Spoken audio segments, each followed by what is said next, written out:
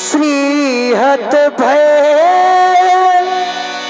हारी राजा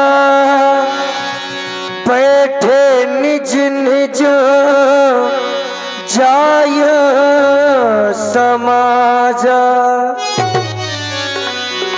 नृपन बिलोक जन के अकुलाने बोले वचन रोष जन साने बोले वचन रोष जन साने।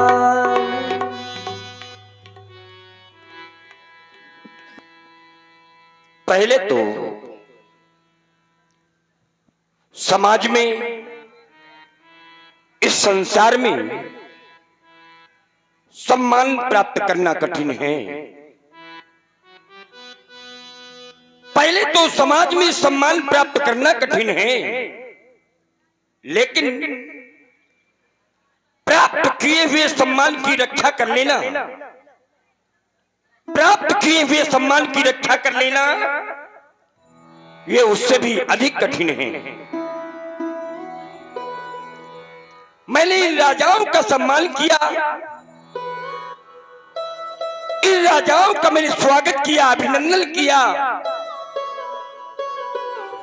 लेकिन क्या ये राजा अपने सम्मान की रक्षा कर पाए? नहीं कर पाए। परिणाम क्या हुआ? सब नप भये जोग उपहासी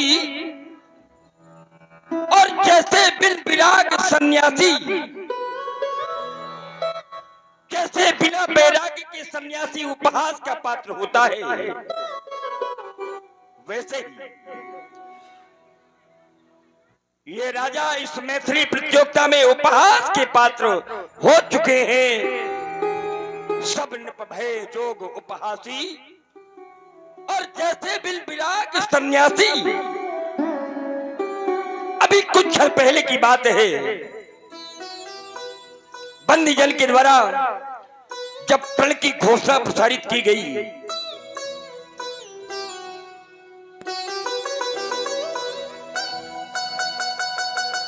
बंदी जन के द्वारा प्रण की घोषणा प्रसारित की गई, तो उस घोषणा को सुनकर के सभी महिपाल, ये समस्त राजा अपना अपना बल परीक्षण भगवान शंकर के पिनाक पर करने लगे। ये राजा अपना अपना बल परीक्षण, अपना अपना शक्ति परीक्षण भगवान शंकर के पिनाक पर करने लगे। ये राजा बल परीक्षण करने लगी और बल परीक्षण के कुछ दृश्य मेरे सामने आने लगे। एक पहला दृश्य, बल परीक्षण का प्रथम दृश्य जब मैंने देखा कि एक एक राजा, एक एक नेपाल क्रमशः धनुष को उठाने के लिए आए और धनुष को उठाने का प्रयास करने लगे। कैसे? तो तमक ताक तक शिव धनु धरही, पर उठे ना कोटि भांति बल करही। ये तमक धरे धन मूढ़ नप, उठे न चले न जाए। जब धनुष नहीं उठा तो चले न जाए। लज्जित होकर के, शर्मिंदा होकर के, संकुचित होकर के अपने अपने मंचों की ओर प्रस्थान करने लगे। ये पहला दृश्य देखा। जब एक एक राजा से धनुष नहीं उठा तो अचानक एक दूसरा दृश्य सामने आ गया। दूसरा दृश्य क्या देखा? दूसरा दृश्य यह देखा कि जब 10,000 राजा, ये राजा 10,000 की संख्या में एक साथ मिलकर के सामूहिक धनुष को उठाने का उपक्रम करने लगे। भोप दस एक ही 12 और लगे उठामन, पत्थर लटारा जगे न शंभु सरासन कैसे। 10,000 राजा एक साथ इस मैथिली प्रतियोगिता में पराजित होते हुए देखे गए। और अब ये तीसरा दृश्य देख रहा हूं, क्या तीसरा दृश्य मेरे सामने आ गया। अब जब मैं देख रहा हूं कि कोई भी वीर, अब कोई भी राजा धनुष को उड़ाने का अब तो कोई साहस भी नहीं करता। मानो इन सब राजाओं को विश्वास हो गया, ये समस्त वीर अभी विश्वास कर बैठे कि अब तो धनुष को उठाने का प्रयास करना व्यर्थ है। क्यों? क्योंकि नहीं उठेगा ये धनुष, नहीं उठेगा ये धनुष। और ऐसा मानकर, ऐसा सोच करके ये सब श्रीहत हो गए। सबने हृदय से हार स्वीकार कर ली। श्रीहत भय, हार ही ये राजा और बैठे निज निज जाई समाजा, अपनी अपनी समाजों पर जा करके बैठ के अब कोई धनुष को उड़ाना नहीं चाहता। और इन राजाओं की जब ऐसी दशा मैंने देखा कि कोई धनुष की ओर आना नहीं चाहता, सबके सिर झुके हुए हैं, नमित शीश सोचे ही सलज्ज, सब श्रीहत भय शरीर। जब मैंने इन राजाओं की सी दशा को देखा तो हृदय में अकुलाहट होने लगी। मैं अकुलाने लगा, मैं विकल होने लगा। नपन बिलोक जनक अकुलाने, मैं अकुलाने लगा यह सोचकर कि क्या होगा, अब क्या होगा मेरी प्रतिज्ञा का। अरे मेरे पल का अब क्या होगा। और पल की पूर्ति नहीं हो पाई, पर पूरा नहीं हो पाया तो अब मेरी बेटी का क्या होगा, अब मेरी जानकी का क्या होगा। अरे अब मेरी वैदेही का क्या होगा। ऐसा तो कभी स्वप्न में भी नहीं सोचा था मैंने। अरे ऐसा तो कभी स्वप्न में भी नहीं सोचा था मैंने कि ये जो स्वयंवर का साज सजाया, ये स्वयंवर का साज, ये स्वयंवर का साज सब सजा का सजा रह जाएगा। और मेरी बेटी की मांग, मेरी जानकी की मांग सदा सदा के लिए आज सुनी रह जाएगी। आज वही हो गया, अरे आज वही हो गया जिसकी कभी मैंने कल्पना भी नहीं की थी। आज मेरी कल्पनाएं सब कल्पना अतीत हो गई। आज मेरे सपने सब धूल में मिलकर के रह गए और मेरी आशा अब निराशा का रूप धारण करने लगी। और मेरे बंधुओं, ये आस जब बन करके टूट जाती है, ये आस जब बन करके टूट जाती है तो ये रूह किस तरह से कसमस आती है।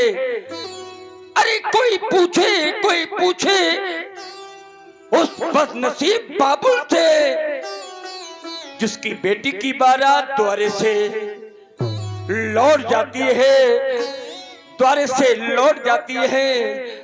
क्या सोचा था मैंने और ये क्या हो गया। हाथ मेरी विश्वसनीयता भी कुंठित पड़ गई। क्यों?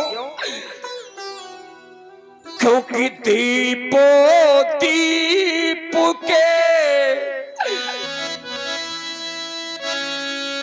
यहाँ भूपति नाना और ये आए सुनी हम जो पनठाना। देव दीपांतर के देश देशांतर के राजाओं का आगमन हुआ। और ये कहना कि क्या केवल दीप दीप के ही राजा आए, तो नहीं, केवल दीप दीप के राजा नहीं आए, बल्कि इस मैथिली प्रतियोगिता में त्रैलोक्य के वीरों का आगमन हुआ है। देव तनुज धरि मनुज शरीरा और विपुल वीर आए रणधीरा, त्रैलोक्य के वीरों का आगमन हुआ है। और अगर मैं ये कह दूं कि आज सारा त्रैलोक्य इस मिथिला में पराजित हो गया, तो कोई अतिशयोक्ति नहीं होना चाहिए, कोई अतिशयोक्ति नहीं होना चाहिए। और जब सारा त्रैलोक्य का पराजित हो गया, तो फिर बचा क्या? कुछ बचा क्या? अब तो कुछ नहीं बचा। और जब अब कुछ शेष नहीं बचा, तो मैं अब एक सार्वजनिक घोषणा भी करने जा रहा हूँ। और आप हैं हमारे आदरणीय श्री बड़े भैया विनोद विश्वकर्मा जी, आपकी ओर से 51 मुद्राएं जनक जी के इस सुंदर कारुणिक विलाप पर प्रभावित होकर दे रहे हैं। विनोद विश्वकर्मा जी को बहुत बहुत धन्यवाद। अब कुछ भी शेष नहीं बचा, इसलिए मेरी एक सार्वजनिक घोषणा है। और घोषणा क्या है? सारे के सारे वीर, सारे के सारे वीर, सारे के सारे नेपाल मेरी घोषणा को सुने। घोषणा क्या है? तो आप जन को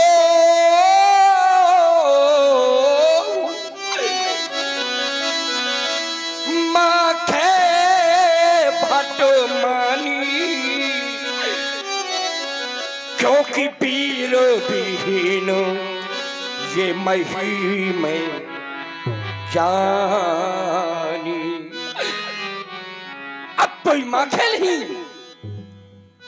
माखे माने कोई मौखिक बल का बखान अब न करे। मैं किसी की मौखिक वीरता सुनने वाला नहीं।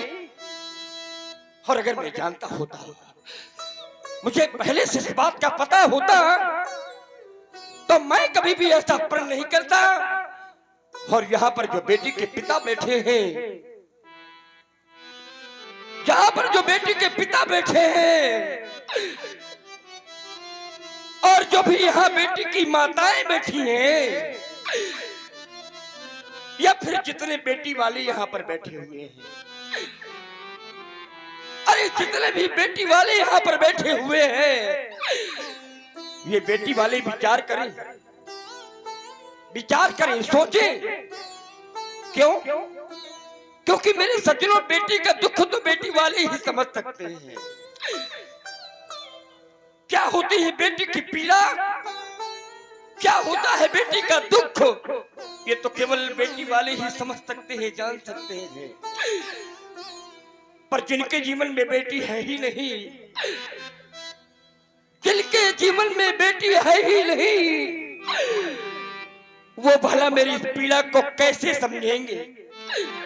क्योंकि सिद्धांत लिखा गया, सिद्धांत लिखा गया। क्या लिखा गया? कि पर घरी घाल को, अरे पर घरी घाल को यहाँ लाजो ना भीरा, और वो पांझ की जान, पांझ की जान प्रसव के पीरा। अरे वो बांझ स्त्री, बांझ जिसके जीवन में कोई संतान नहीं होती, तभी वो बांझ है। और वो बांझ स्त्री भला प्रसव की पीड़ा को कैसे समझ सकती है? क्या होता है प्रसव का कष्ट, वो बांझ स्त्री कभी जान नहीं सकती। मैं कहना ये चाहता हूं, मेरे कहने का भाव ये है मेरे मित्रों, मेरे बंधुओं, मैं कहना ये चाहता हूं कि जिसने कन्या चाही नहीं, अरे जिसने कन्या, अरे जिसने कन्या आई ही नहीं, वो कन्या का दुख क्या जाने, वो कन्या का दुख क्या जाने, और जिन पैर बीमारी फटी नहीं, वो पीर पराई क्या जाने, वो पीर पराई क्या जाने। और अगर जानना है क्या होता है बेटी का दुख, क्या होती है बेटी की पीड़ा, अगर इसे समझना है तो आप लोगों को एक कल्पना करना है। और इसी क्रम में आप आ गए हमारे चिंतामणि विश्वकर्मा जी, ग्राम अछरौल से आप पधारे हुए हैं। आपकी ओर से ये 51 पुष्पोद्राएं जनक जी के सुंदर अभिनय पर प्रस्तुत की जा रही है। बहुत बहुत धन्यवाद। और आप हैं हमारे आदरणीय बड़े भैया श्री बच्चू यादव जी, बच्चू नंदा, आपकी ओर से भी ये 51 पुष्पोद्राएं श्री जनक जी के लिए प्रदान की जा रही है। बहुत बहुत धन्यवाद। अगर जानना है कि बेटी का कष्ट क्या होता है, बेटी की पीड़ा क्या होती है, बेटी का दुख क्या होता है, तो आप लोगों को एक कल्पना करना है। और कल्पना कब की? कल्पना उस समय की करना है जिस समय किसी की बेटी विदा होने लगती है। सज्जनों, मेरे बंधुओं, अरे जिस समय बेटी विदा होने लगती है। और आप हैं हमारी आदरणीय जो रात से पधारी हुई है, आपकी ओर से भी एक माँ ही समझ सकती है अपने पुत्रों का दर्द, और माँ की ममता तो अपने बेटी पर इस समय केंद्रित है, क्योंकि माता सुनैना भी विचार कर रही है कि अब मेरी पुत्री का क्या होगा। और उसी रूप में हमारी माता जी के द्वारा ये रात से पधारी हुई है। इनकी ओर से 51 मुद्राएं श्री जनक जी के इस कारुणिक विलाप पर प्रदान किए जा रहे हैं। बहुत बहुत धन्यवाद। अरे जिस समय बेटी विदा होने लगती है, और विदाई के समय जिस समय वो बेटी अपनी माँ के हृदय से लिपट करके माँ माँ कह करके रोने लगती है, अरे जिस समय वो बेटी अपनी माँ के हृदय से लिपट करके माँ माँ कह करके रो देती है ना, तो जानते उस बेटी की माँ को कैसा लगता है? अरे उस समय उस बेटी की माँ को ऐसा लगता है कि आज बेटी नहीं, कोई मेरा कलेजा निकाल करके लिए जा रहा है। और उस समय उस बेटी की माँ की कल्पना क्या होती है, कैसा लगता है उस बेटी की माँ को? उस बेटी की माँ को उस समय ऐसा लगता है, माँ की विरह वेदना का कैसा लगता है माँ को? तो माँ का कष्ट, माँ का दुख, माँ की पीड़ा इस ग्रंथ में वर्णन किया गया। माँ की पीड़ा का वर्णन इस ग्रंथ में किया गया। क्या किया गया कि पहुरी पहुरी पहुरी पहुरी भेट ही महतारी, पहुरी बहुरी बहुरी भेटई महतारी। बड़ा ही सुंदर अभिनय प्रस्तुत किया जा रहा है जनक जी के द्वारा। और इसी से प्रभावित हुए हैं हमारे आदरणीय कुन्नू सेवहरे जी। कुन्नू सेवहरे जी, आपकी ओर से 51 पुष्पोद्राएं। और आप हैं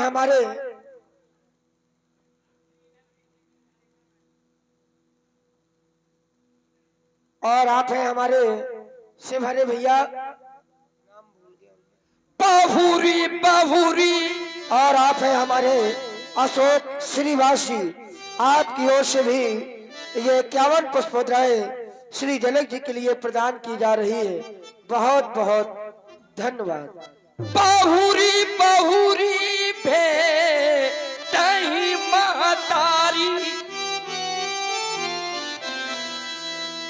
बहुरी बहुरी भेटई महतारी,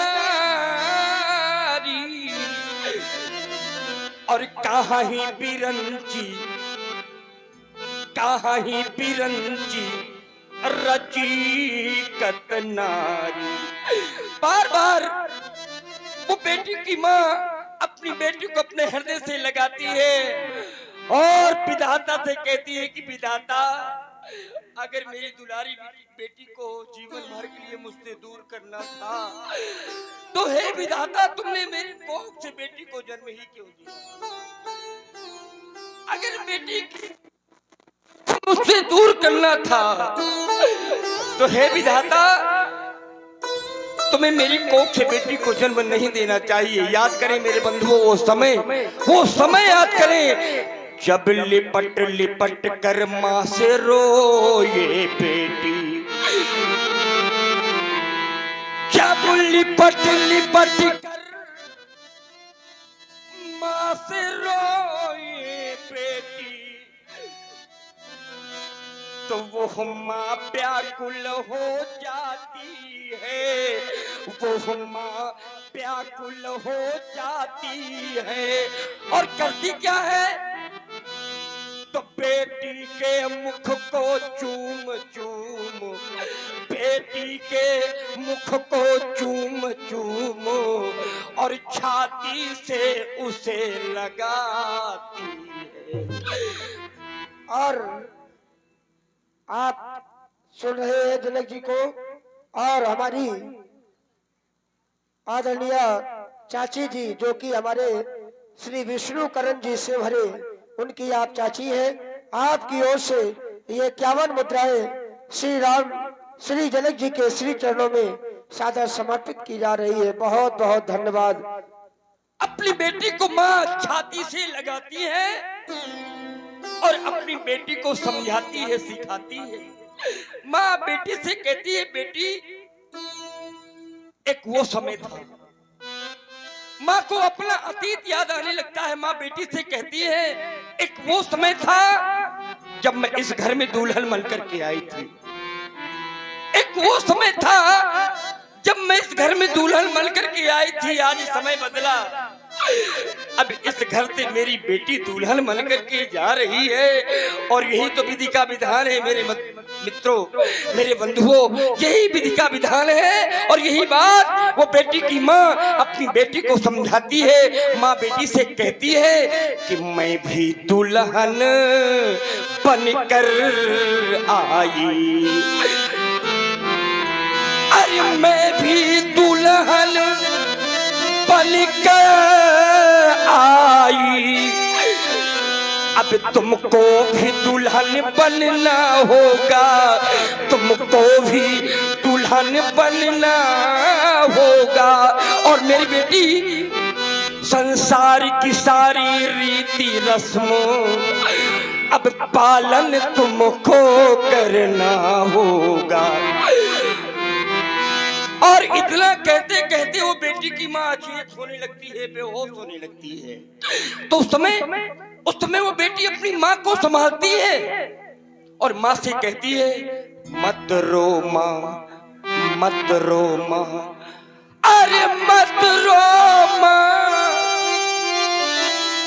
मत रो माँ, तू क्यों रोती है? क्योंकि बेटी पराया धन होती है, वो बेटी पराया धन होती है। तो माँ बेटी से कहती है, बेटी मैं जानती हूँ, मैं इस बात को जानती हूँ कि बेटी पराया धन होती है, लेकिन मैं एक माँ हूँ, मैं एक माँ हूँ। और माँ कैसी होती है? तो इतनी कठोर। और क्यों नहीं, माँ तो माँ होती है और माताएं प्रभावित भी हो रही है हमारी। तो आप है हमारी आदरणीय श्रीमती लीलावती बुआ जी, लीलावती बुआ जी की ओर से ये 51 पुष्प मुद्राएं।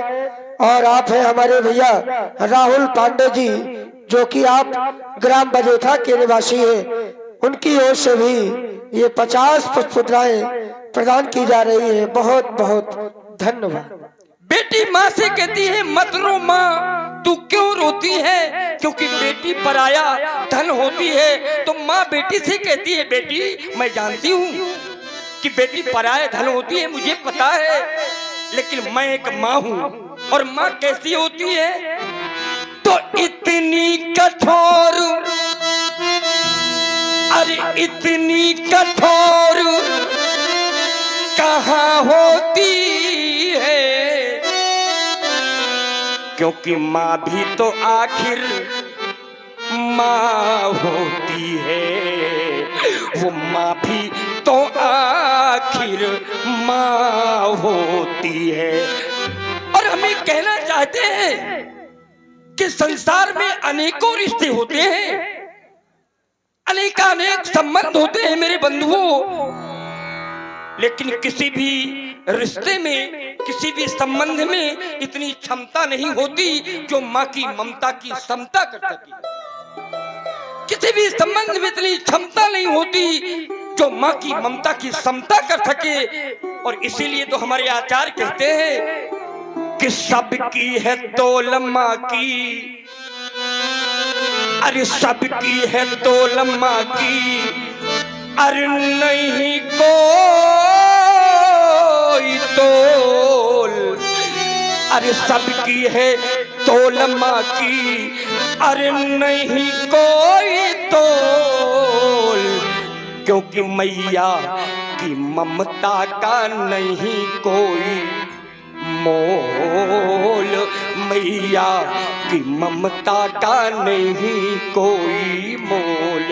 मैया की ममता का नहीं कोई मोल।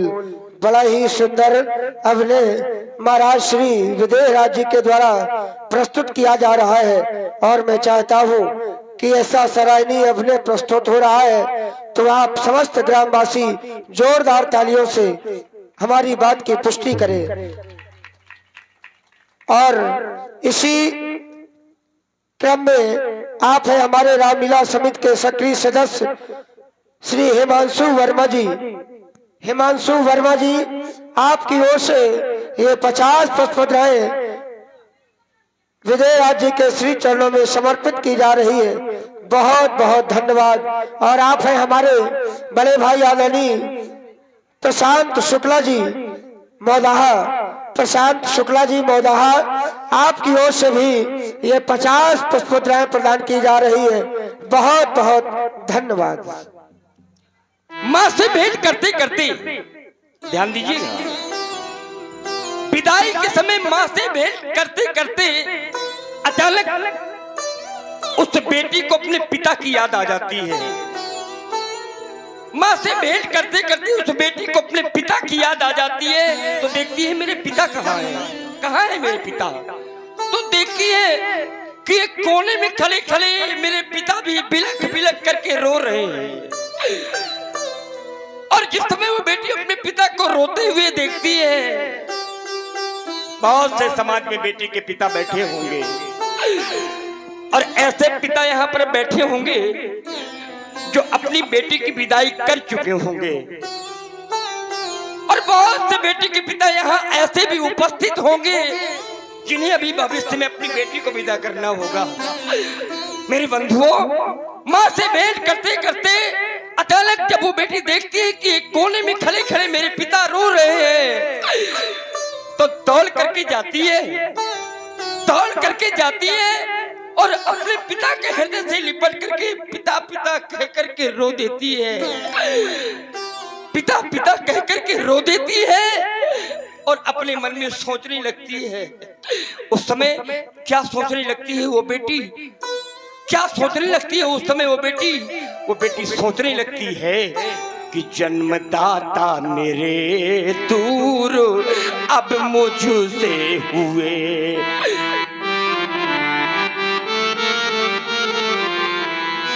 अरे जन्मदाता मेरे दूर मुझसे हुए और मेरी माता भी आज पराई हुई। ऐ ऐ विधाता जहां जन्म तुमने दिया, ऐ विधाता जहां जन्म तुमने दिया, उसी घर से ही मेरी विदाई हुई, उसी घर से ही मेरी विदाई हुई। वो बेटी देखती है, कभी माँ को देखती है, कभी पिता को देखती है, कभी भाई बहन को देखती है, कभी परिवार को देखती है, और सबको देखते देखते निर्णय ले लेती है। वो बेटी क्या निर्णय लेती है? निर्णय ये लेती है कि हो गए अपने बस आज पराये, हो गए अपने बस आज पराये।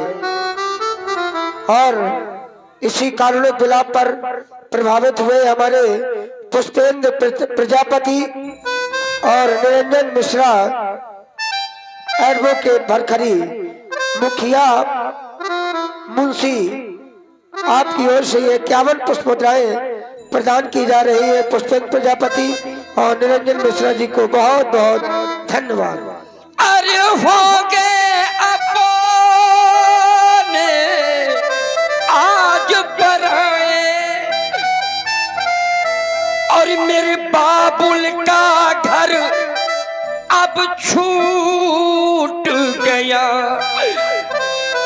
बिछड़ गए मेरे भाई मेरी बहनें, और अब बचपन का सुख छूट गया। और कोई उस पिता के हृदय से जाकर के पूछे मेरे बंधुओं,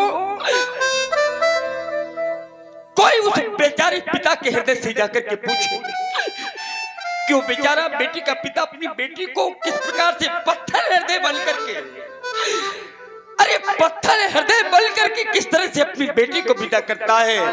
कोई पूछे उस पिता से जाकर के, उस पिता के दिल से भी पूछो, उस पिता के दिल से भी पूछो, जो सुता किसी को देता है, भावी जीवन को सोच सोच, वो तो फूट फूट कर रोता है, फूट फूट करके रोता है, और उस विधाता से कहता है वो बेटी का पिता कि हाय विधाता, अरे हाय विधाता, अरे तूने भी यह कैसी रीति बनाई है, यह कैसी रीति बनाई है कि जिस बेटी को मैंने पाला वो बेटी हुई पराई है। बेटी होती पराई है। और इसी से प्रभावित हुए हमारे रामलीला समिति के कोषाध्यक्ष आदरणीय श्री बड़े भैया हरीश पालीवाल जी, आपकी ओर से 51 मुद्राएं पुनः प्रदान की जा रही है। बहुत बहुत धन्यवाद, साधुवाद। और आप हैं हमारे रवि सेवरे जी, रवि सेवरे जी, आपकी ओर से भी 51 मुद्राएं प्रदान की जा रही है। बहुत बहुत धन्यवाद। लेकिन मेरे बंधुओं, बेटी की विदाई का दुख तो वही समझ सकते हैं जिन्होंने बेटी की विदाई की होगी। किसी ने कहा कि जिन्हें महसूस इंसानों के रंजो गम नहीं होते, जिन्हें महसूस इंसानों के रंजो गम नहीं होते, वो इंसान हकीकत में पत्थरों से कम नहीं होते। और मैं कहना ये चाहता हूं कि जिसने की बेटी विधवा नहीं, जिसने की बेटी अरे विधवा नहीं, वो दुख विदा का क्या जाने, वो दुख विदा का क्या जाने। और जिसने कन्या चाही ही नहीं, वो कन्या का दुख क्या जाने, वो कन्या का दुख क्या जाने। ये मानव जीवन मिला है मेरे बंधुओं, तो एक बार कन्यादान अवश्य करना, एक बार कन्यादान अवश्य करना। क्योंकि अगर जिस मानव ने कन्यादान नहीं किया, उसका ये मानव जीवन भी व्यर्थ माना जाता है। और आप है हमारे आदरणीय श्री कृष्णकांत जी पाठक, आपकी ओर से भी ये 50 पुष्पमुद्राएं जनक जी के लिए प्रदान की जा रही है। बहुत बहुत धन्यवाद। हमारे शास्त्र कहते हैं, ना भ्रात समम बंधु, ना चा मात्र समो गुरु, ना जा मात्र समम पात्रम, ना चा दानम कन्या समम। कन्यादान से बढ़कर के संसार में कोई दान नहीं है। तो किसी ने कहा अन्नदान तो सर्वश्रेष्ठ होता है, तो हमने कहा उसके आगे देख लीजिए क्या लिखा है। लिखा है, शास्त्र में लिखा है अन्नदानम श्रेष्ठ दानम, लेकिन उसके आगे लिखा है कन्यादानम तत्परम। अन्नदान से भी बढ़ करके कन्यादान होता है मेरे बंधुओं। इस जग में आने वाले को सब कुछ तो यहाँ मिल जाता है, पर होता है बहुत वो भाग्यवान, बहुत बड़ा भाग्य होता है बहुत वो भाग्यवान, जो कन्यादान कर पाता है। होता है बहुत वो भाग्यवान, जो कन्यादान कर पाता है। और आप है हमारे बड़े भैया आदरणीय श्री प्रवीण कुमार जी द्विवेदी, आपकी ओर से भी ये 50 पुष्पमुद्राएं जनक जी के लिए सादर समर्पित की जा रही है। बहुत बहुत धन्यवाद साधुवाद। माता पिता के घर में ये बेटियां ये पराई संपत्ति के रूप में है, ये अपनी संपत्ति नहीं है, ये पराई संपत्ति है, पराई धरोहर है। और संसार का कोई भी पिता इस धरोहर को जीवन भर अपने घर में नहीं रह सकता। क्यों? क्योंकि बेटी मात्र धरोहर होती, और करना पड़ता इसका दान, करना पड़ता इसका दान। सब दानों में दान श्रेष्ठतम, सब दानों में दान श्रेष्ठतम, पर महादान है कन्यादान। मैं भी इस बात को मानता हूँ, स्वीकार करता हूँ कि बेटी पराई संपत्ति है, पराई धरोहर है। पर याद रखना मेरे बंधुओं, ये बेटी लाख पराया धन है, पर हृदय का टुकड़ा होती है, हृदय का टुकड़ा होती है। अरे कीमत वही समझते हैं, जहाँ कीमत वही समझते हैं कि जिनके घर बेटी होती है। हर कीमत वही समझते हैं जिनके घर बेटी होती है। और हम तो ये कहा करते हैं कि घर में बेटा होना, घर में बेटा होना ये तो भाग्य की बात होती है मेरे बंधुओं, मेरी माताओं। घर में बेटा होना ये भाग्य की बात है, लेकिन घर में बेटी होना ये भाग्य नहीं, ये तो सौभाग्य की बात होती है मेरे बंधुओं। बेटी होना ये सौभाग्य की बात है। क्यों? क्योंकि आचार्य कहते हैं कि आत्मा के सौंदर्य का, आत्मा के सौंदर्य का शब्द रूप है काव्य और ये बेटा होना भाग्य है, पर बेटी है सौभाग्य, क्योंकि सौभाग्य की शाखा में खिलती है बेटी। सौभाग्य की शाखा में अरे खिलती है बेटी। अरे भाग्य अगर अच्छा है तो मिलती है बेटी, भाग्य अगर अच्छा है तो मिलती है बेटी। और कैसे? तो कभी बन के कोयल, कभी बन के मैना, और घरों आंगनों में चहकती है बेटी, घरों आंगनों में चहकती है बेटी। तो किसी ने कहा अभय जी कि ज्ञानियों के जीवन में कोई त्रुटियां नहीं होती। ध्यान दीजिएगा, ज्ञानियों के जीवन में कोई त्रुटियां नहीं होती। महल राजाओं के होते हैं, महल राजाओं के होते हैं, कोई कुटिया नहीं होती। और बड़े अभागे हैं वो लोग, बड़े अभागे हैं वो लोग निरा इस जमाने में जिनके घर आंगन में कोई बिटिया नहीं होती। तो किसी ने कहा कि आन बान साल को संवारती है बेटियां, आन बान साल को संवारती है बेटियां, दुर्गा और लक्ष्मी रूप धारती है बेटियां।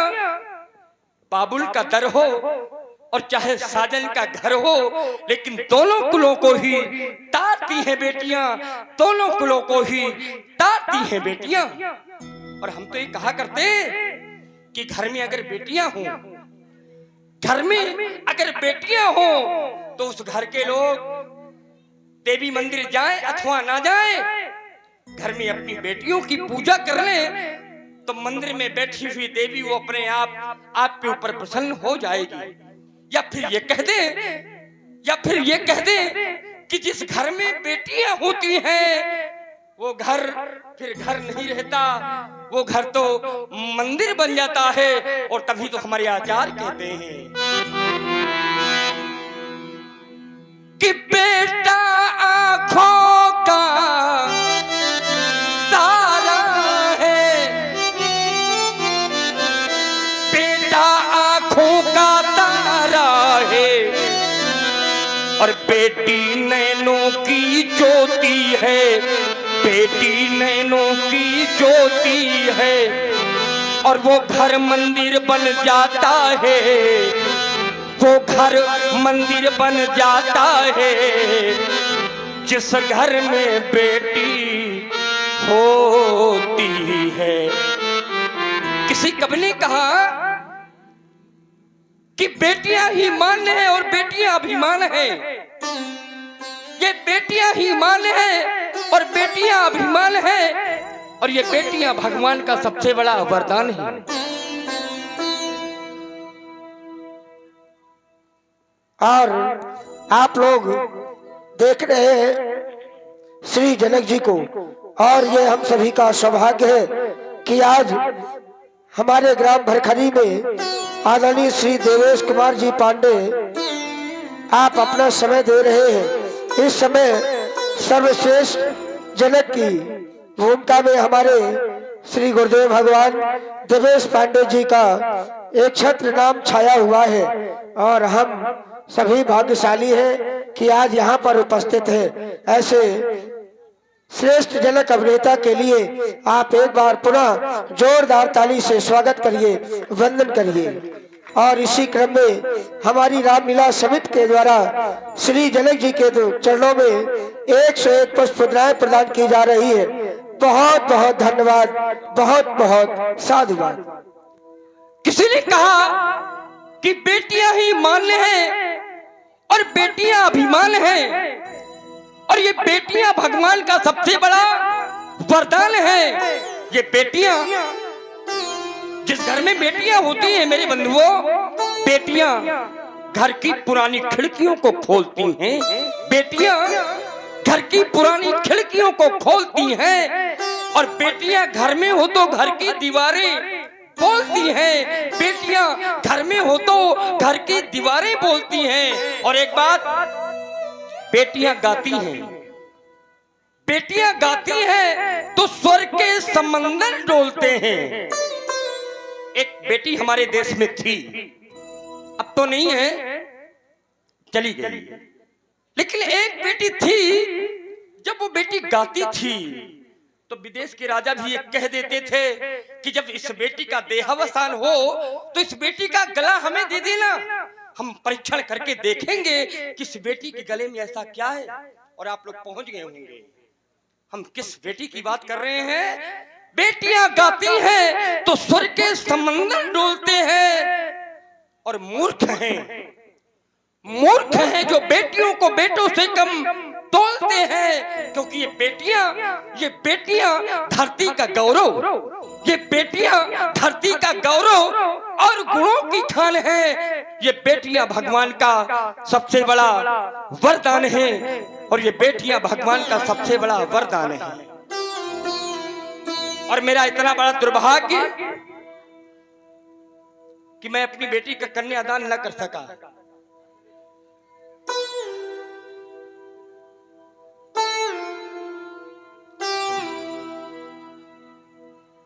मेरा इतना बड़ा दुर्भाग्य कि मैं अपनी बेटी का कन्यादान न कर सका।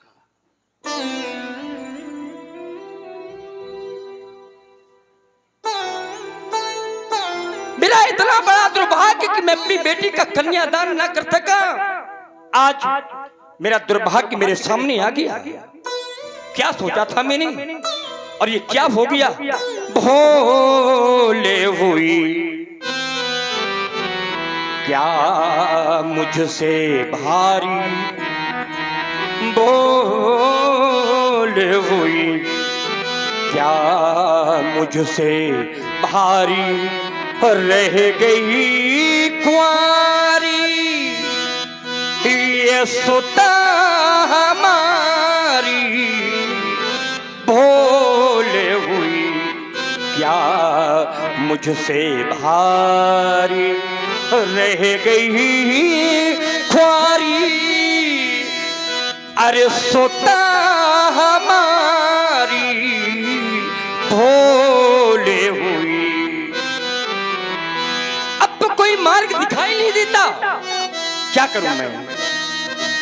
क्या मैं प्रण का त्याग कर दूं, और यदि मैं प्रण का त्याग करता हूं, यदि मैं प्रण का त्याग करता हूं तो सुकृत जाए जो पन परिहरऊं, और कुंवरी कुंवारी रहे क्या करूं, क्या करूं मैं।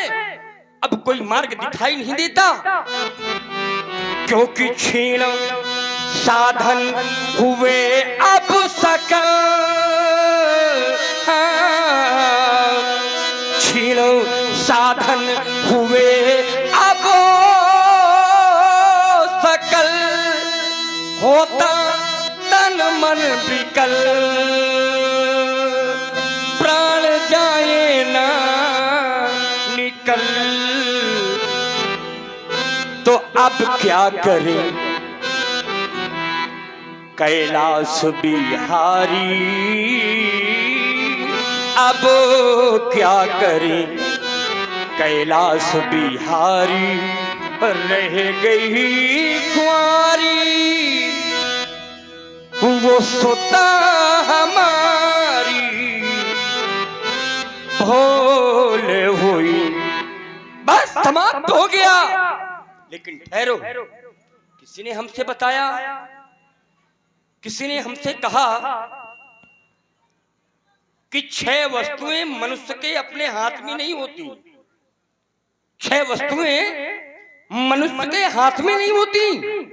और वो 6 वस्तुएं कौन कौन सी हैं? तो हानि, लाभ, जीवन, मरण, यश, अपयश, विधि हाथ। और जब ये विधि हाथ है, जब ये विधाता के हाथ में है, तो मैं सोचने लगा, मैं ये विचार करने लगा कि क्या सोचता है, क्या सोचता है पागल मनुआ, क्या सोचता है पागल मनुआ, जो बीत गया सो बीत गया। क्यों? क्योंकि इस झूठे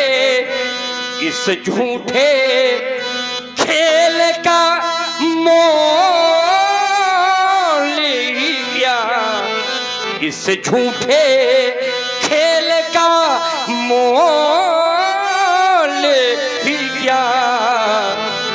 कोई हार गया कोई जीत गया, हम सोचे वही हो ये जरूरी नहीं, हम सोचे वही हो ये जरूरी नहीं। आशाएं कभी हुई पूरी नहीं, रे सोच जरा,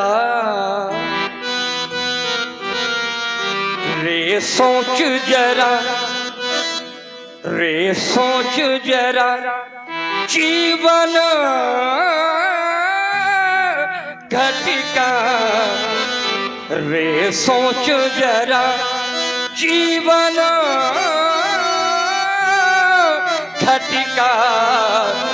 आशा जल कितना रीत गया, इस झूठे खेल का मोल ही क्या। कोई हार गया कोई जीत गया। हुई ना मेरे प्रण की पूर्ति और नाई पीरों में स्फूर्ति, और रह गई मेरी सुषमा मूर्ति। उजलता जाता मेरा बाग, के उजलता जाता मेरा बाग, और झुलस गए मेरे हृदय के ताग। तो अब कह दो कि ये जाए यहाँ से भाग, क्योंकि अपना बजेगा कोई राग। ये धनुर्भंग नहीं हो सका तो ये सभा करा दो भंग, क्योंकि पिघल गया मिथिलेश का यह रंग अमन का रंग। और आप लोगों ने सुना बड़ा ही सराहनीय प्रशंसनीय अभिनय श्री जनक जी का, और इससे से प्रभावित हुए हमारे आदरणीय श्री हरीश चंद पालीवाल कोषाध्यक्ष जी। आपकी ओर से पुनः ये 51 पुष्पधराएं जनक जी के लिए प्रदान की जा रही है। बहुत बहुत धन्यवाद, बहुत बहुत साधुवाद। ओ जनक बचन सुन सब नर नारी, भय देख जान की